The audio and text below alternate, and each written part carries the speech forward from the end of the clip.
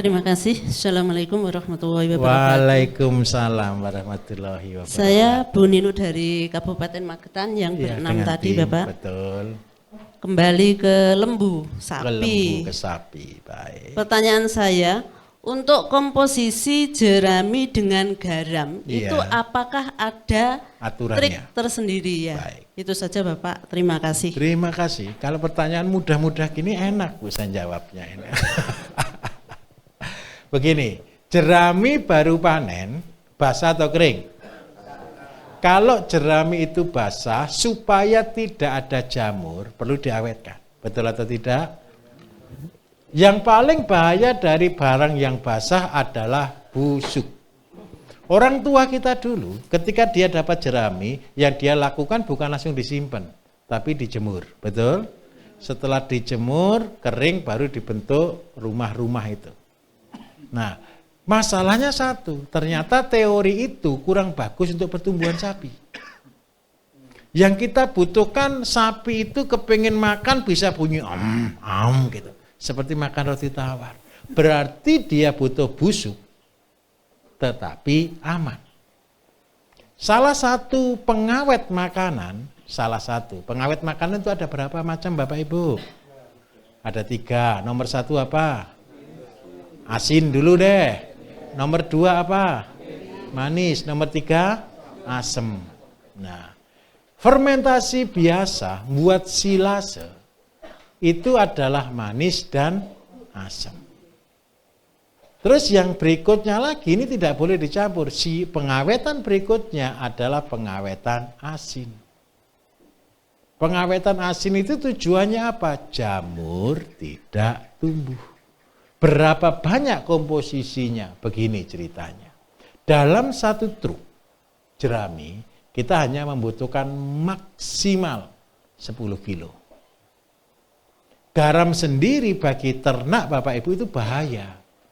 Kalau ternak itu diberi garam banyak, kasih coba ya, kalau punya ayam yang mau dikorbankan, kasih ayam 1 sendok garam. Dia langsung dehidrasi, dalam waktu 1 hari pasti mati.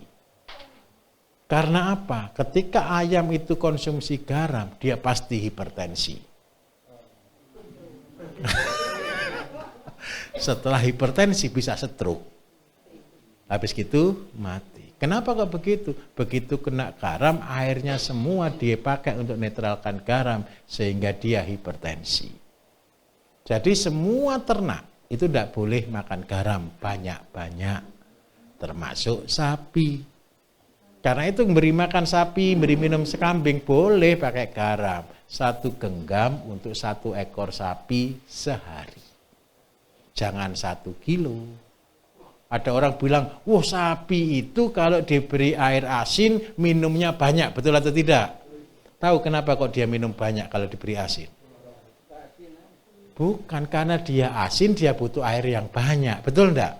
Kita senengnya dipikir sapinya seneng minum air, padahal itu kan sebenarnya untuk buang garamnya kan. Nah, karena itu kita harus sekolah bahasa sapi dan kambing. Kita yang salah Bapak Ibu. Kita kasih garam dia minum, wow ini tambah seneng tambah minum. Bukan, karena keasinan dia butuh minum untuk netralkan. Bisa dipahami Bu? Bagaimana cara memberikannya begini? Ketika barang datang, tumpuk dapat 40 atau 50 cm, taburi garam sedikit. Tumpuk lagi, taburi garam sedikit. Tumpuk lagi, taburi garam sedikit, sampai lunas. Karena apa? Ketika jerami masih basah, terus ditutup terpal. Setelah ditutup terpal, keluar asapnya enggak? Panas atau tidak? Ketika dia panas, garam tadi akan mencair. Ketika garam mencair, dia akan menyatu semuanya. Ketika dia menyatu semuanya, nanti kalau sudah agak kering, dia akan kempes, terus akhirnya keluar jamur yang berwarna putih. Dan jamur yang berwarna putih itu kalau kena sapi, dia akan buang ke air, setelah dibuang ke air, dimakan dengan bunyi. Gitu. Percayalah, karena saya temannya sapi. Bapak Ibu beginilah, apa yang saya ajarkan itu yang saya alami.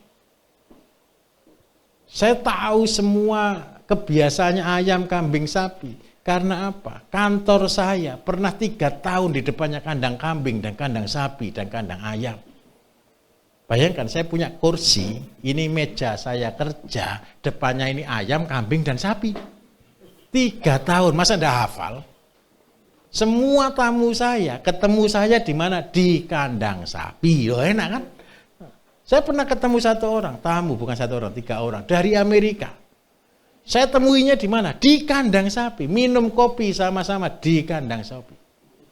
Dan semua tamu saya, minta maaf, semua saya suruh cium kotoran sapi. Loh, kan keren kan? Nanti Bapak Ibu juga sama, siapapun tamunya, nih cek kandang saya, nih kotorannya bau atau tidak, begitu. Karena apa? Bukan kita mencintai sapi. Karena waktu itu saya lagi belajar bagaimana supaya pelihara sapi bisa berhasil.